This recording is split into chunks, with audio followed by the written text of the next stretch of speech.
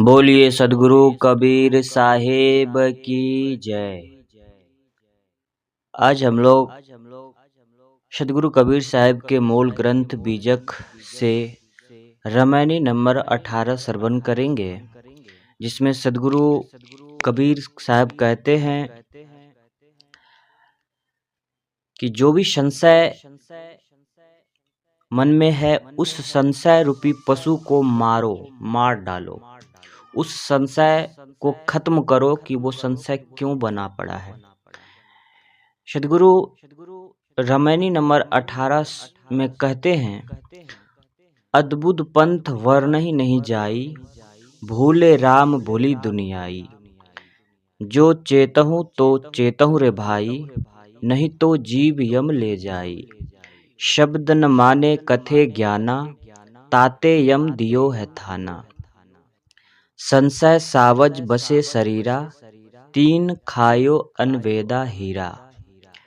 संशय सावज शरीर में, संग ही खेल जुआरी।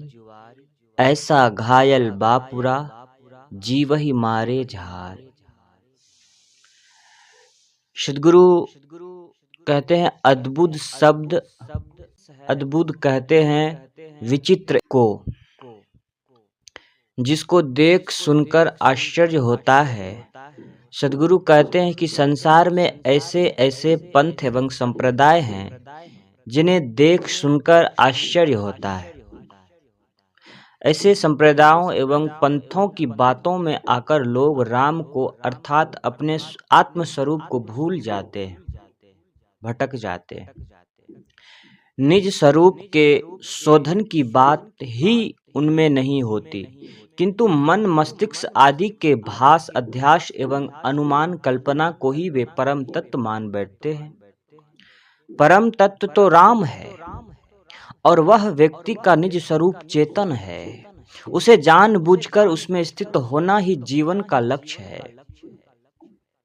सदगुरु कबीर कहते हैं कि ऐसे लोग केवल राम को ही नहीं भूल जाते हैं, किंतु दुनियावी एवं संसार की व्यवहारिकता को भी भूल जाते हैं। भूले राम भूली दुनियाई। सदगुरु कहते हैं भूले राम भूली दुनियाई। बहुत ही महत्वपूर्ण पंक्ति है। दुनियाई एवं संसार की व्यवहारिकता को भूल जाना क्या है? प्रत्यक्ष है कि सांप्रदायिकता का जहर जब मनुष्य पर चढ़ जाता है तब वह भाईचारे का व्यवहार भी भूल जाता है। सांसारिक व्यवहार का मूल तत्व यही है कि हम अन्य लोगों से अपने लिए अच्छा व्यवहार चाहते हैं, तो यह समझ सकते हैं कि हमारा व्यवहार भी दूसरों के लिए अच्छा होना चाहिए। सांप्रदायिकता का सारा झगड़ा है मर जाने के बाद भी स्थिति को लेकर, जो परोक्ष है और जीवन काल के जिस स्वरूप ज्ञान स्वरूप स्थिति मानवता सदाचार एवं भाईचारे के व्यवहार की बात प्रत्यक्ष है, उसकी अवहेलना की जाती है, उसे दरकिनार किया जाता है, इग्नोर किया जाता है। इसीलिए सदगुरु कबीर कहते हैं कि विचित्र संप्रदायों में फंसकर लोग अपने स्वरूप राम को तो भूल ही जाते हैं, संसारिक व्यवहार को, परस्पर का भाईचारा एवं सदाचार है उसे भी भूल जाते हैं। भूले राम भूले दुनियाई को दूसरे अर्थ में हम ऐसा भी समझ सकते हैं कि विचित्र संप्रदायों में संसार के साधारण लोग तो भूल ही गए, राम भी भूल गए हैं। राम के लिए तथा दुनियाई के लिए भूले शब्द का प्रयोग अलग अलग है, इसीलिए दोनों के भूलने की बात है। इस स्थिति में राम का अर्थ दशरथ सूत राम से जोड़ा जा सकता है। ऐसी स्थिति में निम्न प्रकार के विचार रखा जा सकता है। जड़ और चेतन को कभी अलग अलग मानना और कभी दोनों को एक ही मानना, यह अद्वैत ब्रह्मवाद की अद्भुत पंथ है। योग वशिष्ठ में लिखा गया है, ब्रह्म ही जगत है और जगत ही ब्रह्म है। यहाँ जड़ चेतन का कोई निर्णय नहीं है। सांख्य और योग के ख्याल से तथा मानव के सहज विवेक से भी जड़ चेतन की अभिन्न दृष्टि ही अविद्या है और इसी को अद्वैतवाद अद्वैत ब्रह्मवाद में ज्ञान मान लेना एक विस्मय कारण अवधारणा है। योग वासिष्ठ जो 32,000 श्लोकों का ब्रह्मवादी ग्रंथ है, इसी मत का प्रतिपादन करता है। यह वशिष्ठ और राम के संवाद के रूप में रचा गया है। इसमें वशिष्ठ ने राम को उपदेश दिया है और इस ग्रंथ के अनुमान अनुसार श्री राम ने जब चेतन अभिन्न अद्वैत ब्रह्मवाद स्वीकार किया है, यह सब लक्ष्य रखकर यदि सद्गुरु ने कहा हो कि इसमें संसार के लोग तो भूले ही, श्री राम भी भूल गए, तो प्रशंसक है, क्योंकि ब्रह्मवाद की आलोचना करते हुए ग्रंथकार पीछे 8वीं रामायणी में कह आए हैं, वही बात राम वशिष्ठ मिली गाई। यह भी सच है कि योग वासिष्ठ के लेखक ने भी राम को बलात् सटीक कर अद्वैत ब्रह्मवादी बनाया है, क्योंकि राम कथा के प्राचीनतम महाकाव्य वाल्मीकि रामायण में इसकी गंध भी नहीं है। वाल्मीकि के अनुसार श्री राम की 16 वर्ष की उम्र में शादी होती है और योग वासिष्ठ के अनुसार इसी उम्र में उनको वैराग्य होता है, जो काल्पनिक है।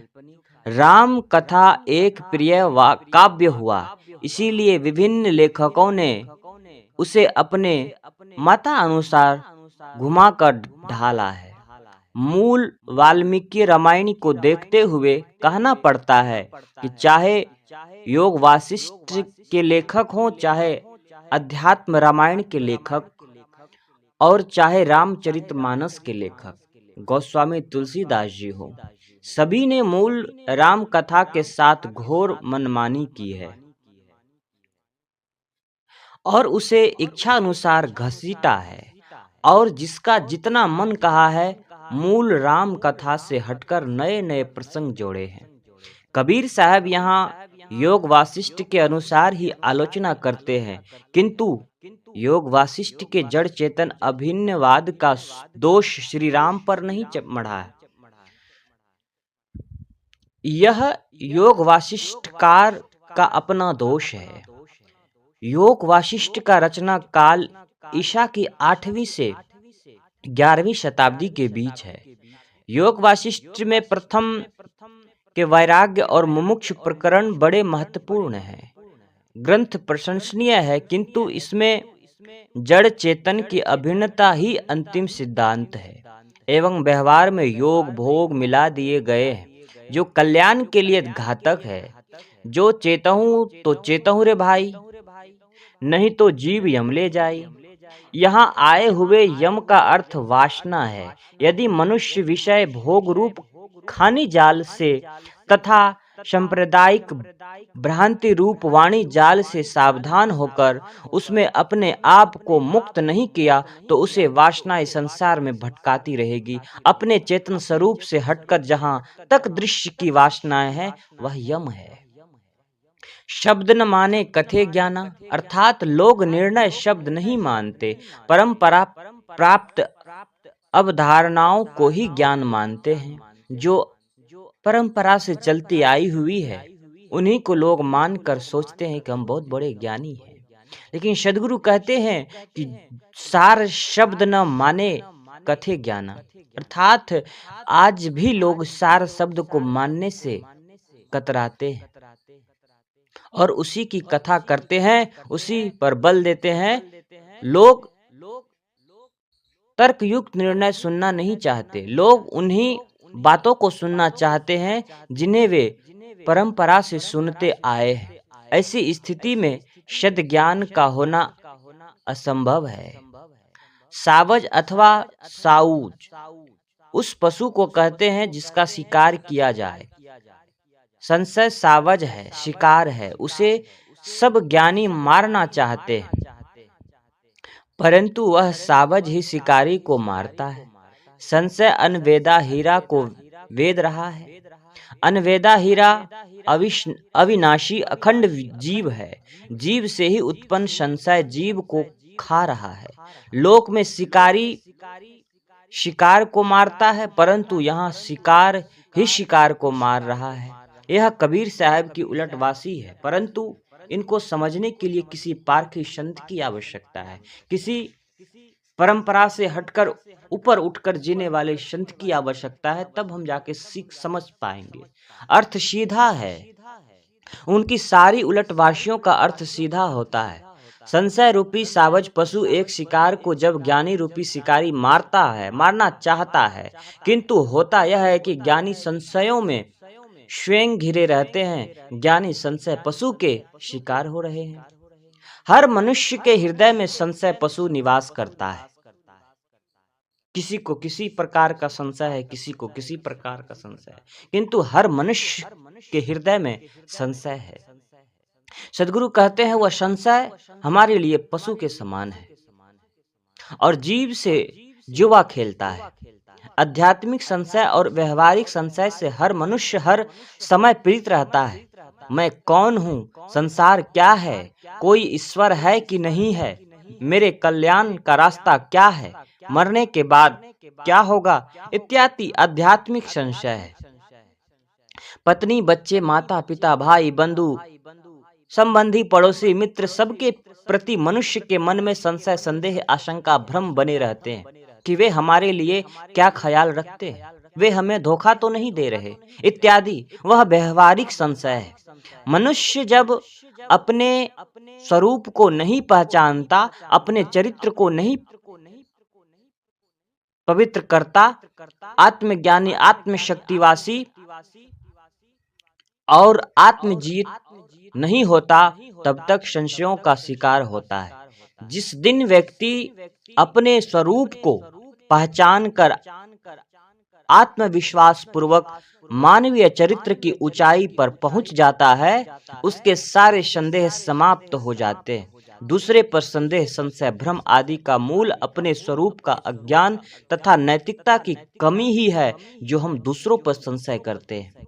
दूसरों पर संशय करना हमारे लिए ये दर्शाता है कि हम अभी भी अज्ञानी हैं, अंधकार में हैं।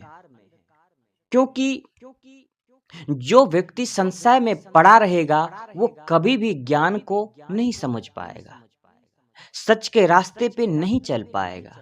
सदगुरु कबीर साहब जैसे महान संतों की वाणियों को समझ नहीं पाएगा, क्योंकि उसके मन में हमेशा संशय बना पड़ा रहेगा। सदगुरु कबीर साहब के वाणी ही, विचार ही एक ऐसा विचार है जो आपके मन में संशय बना पड़ा है, उस संशय को खत्म करने का रामबाण है। बशर्ते उस विचार को सुनने की आवश्यकता है, बशर्ते उस विचार को समझने की आवश्यकता है, बशर्ते उस विचार को अपने हृदय रूपी पटल पे उतारने की आवश्यकता है। आज लोग संशय तो बहुत मन में लेके घूम रहे हैं, लेकिन सही संत, सही विचार, सही ज्ञान नहीं मिलने के कारण लोग भीड़ में भटक रहे हैं, संसार में भटक जाते हैं और उन्हीं की दुर्गति हो जाती है। हाथ मलमल के रोना पड़ता है, क्योंकि ये शरीर तो एक दिन शिथिल हो जाएगी, शरीर तो एक दिन छूट जाएगा। शरीर का भी एक सीमा है।